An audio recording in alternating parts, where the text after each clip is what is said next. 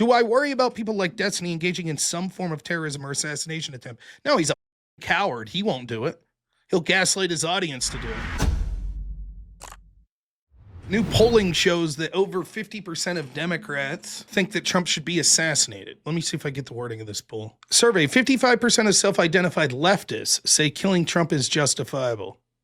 The more troubling trend is the rising violent rhetoric isn't just coming from the fringe left, it's being normalized by the left. The unhinged left, fueled by TDS and soothing hatred for Elon Musk, is trending more violent, according to a new study that finds political violence targeting President Donald Trump and his billionaire advisor is becoming increasingly normalized. The report, produced by the Network of Contagion Research Institute, the NCRI, in partnership with Rutgers, finds a broader assassination culture appears to be emerging within segments of the U.S. public on the extreme left, with expanding targets now including figures such as Trump. Less than a year after assassination attempts on then presidential candidate, the literally explosive violence against Musk's Tesla vehicles, it's no secret that leftists are ratcheting up violent rhetoric and actions. The more troubling trend is that assassination culture isn't just the fringe left. These attitudes are not fringe. They reflect an emergent assassination culture grounded on the far left authoritarianism and increasingly normalized in digital discourse, states the report titled Assassination Culture, How Burning Teslas and Killing Billionaires Became a Meme Aesthetic for Political Violence. NCRI, an independent institution working to identify and forecast emerging threats in the era of information disorder, finds the pattern is building on a broader trend discussed in two reports in December that analyzed how viral social media narratives were legitimizing political violence, particularly in the aftermath of the United Healthcare CEO assassination, which we talked about on here.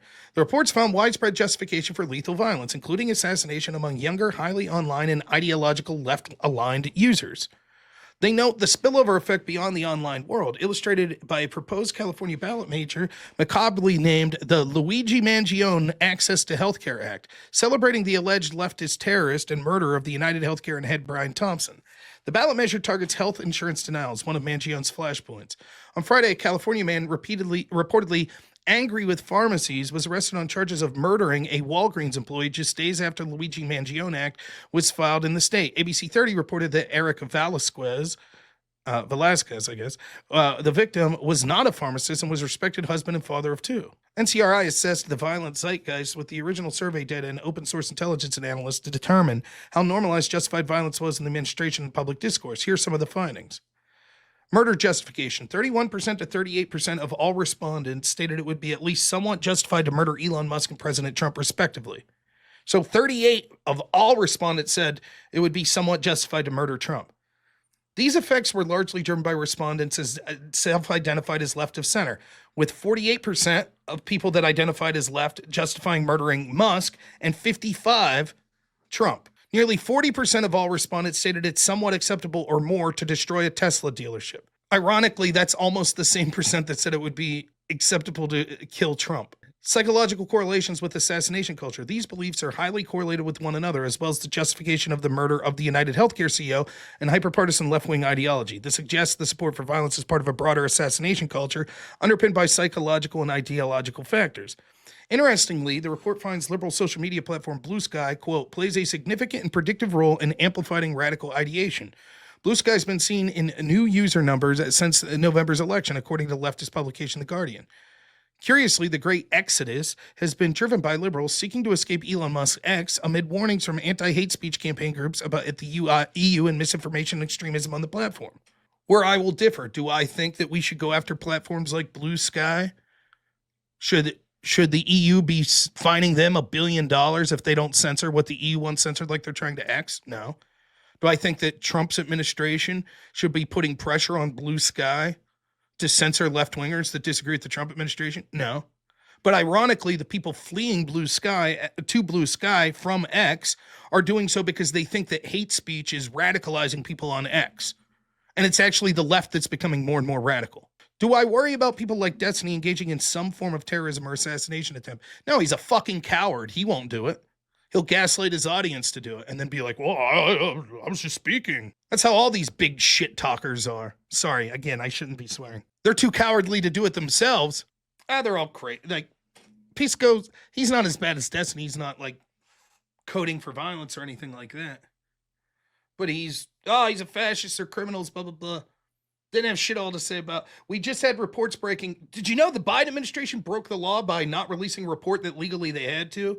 that came out in his administration, in the early time of his administration, showing that several U.S. service members contracted COVID before we even were talking about the time frame of it at the Wuhan Games or whatever that they were putting on. But because that would have hurt the narrative that this actually came from a lab in Wuhan, they didn't release those findings, even though they legally were supposed to. But don't worry about the fact that, Biden's son worked for the self-professed spy chief of China. Don't worry about that. But in general, not just Destiny, but in general, you'll remember after the assassination attempt in Butler, the first one against Trump, I was not having a good time streaming. I am the type of person that I have many friends that are on the left. I have many friends that hate Donald Trump. I have many friends that hate my politics. It's okay. I can compartmentalize it. No problem. Right? I sort of have this mentality that when I'm debating people, I could go hard, screw you, F you, blah, blah, blah, blah, blah. But it's like part of the game. It's like playing a game of pickup basketball and you're going hard. Same idea. I believe what I'm saying, but it doesn't mean I hate you. For me, arguing is something I've always liked doing. It's not a dirty word. I like arguing. I like people that argue against me and disagree with me, and that's all good. But there's part of me that wants to assume that all the people I'm talking to, even if they're bad faith, even if they would never admit where they're wrong or anything like that, like they don't want to kill me. They don't want to kill the politicians that I support. They don't want to lock me up for my political opinions. They don't want me censored off social media. And increasingly, it seems like that was my mistake to assume that. That's why I said, after the assassination attempt, I was trying to give Destiny and others the benefit of the doubt. And I was like, look, we need to come together as sort of people that string politics on the online community and set some ground rules. Like assassinations are a no-go, right? No. If we can't start with that, then there's no discussion necessary.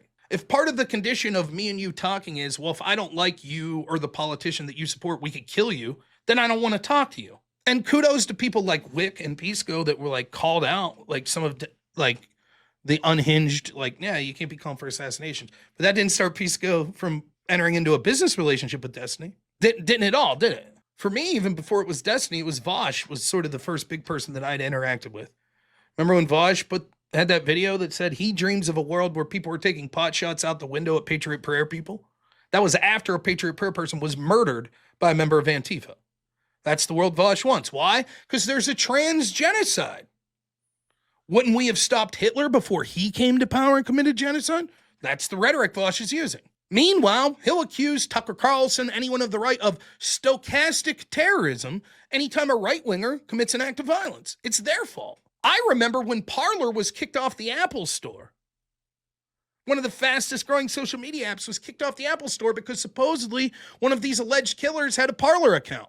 Is Blue Sky going to be banned if we find out that the next would-be assassin came from Blue Sky? They going to ban it from the Apple Store?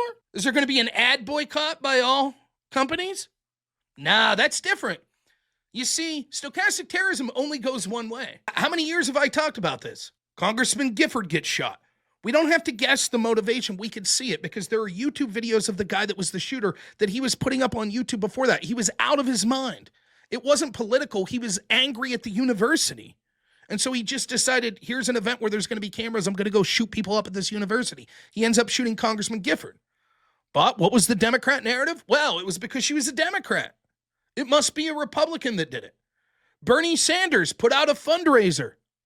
Is it even safe to walk in the streets of Arizona as a Democrat? I am asking you once again. You know, my Bernie impression gets worse every day. He fundraised off it. Right-wing language, it's out of control because Sarah Palin put up an ad targeting the district with a bullseye. Now, the ad clearly, or the pamphlet was, we need to target this area to win. But the Democrats ran with that. That was a call for violence. Then, remember when a Bernie supporter shot Steve Scalise and Republicans at a ball field because he was believing Bernie Sanders' rhetoric about repealing Obamacare? Did Bernie say, is it even safe to be a Republican playing baseball with my supporters out there? No, he didn't. Bernie said, we all must tone down the rhetoric. Nancy Pelosi was asked, what do you say to people that blame your rhetoric? How dare you, she said. How dare you? Trump said fight like hell. People like Destiny said that was a call for violence, which meant that he should be kept off the ballot and was ineligible to run for president. They say things like Chuck Schumer reaps the whirlwind. Then there's an attempted assassination attempt on, or Brett Kavanaugh reaped the whirlwind. Then there's an attempted assassination attempt on Kavanaugh. No one says, okay, you can't run for office then. That was a call to violence. Nope, they don't get in trouble for that. Just a little, whoa, maybe we should watch our language a little more. People like Destiny will say Trump saying fight like hell was a call to violence.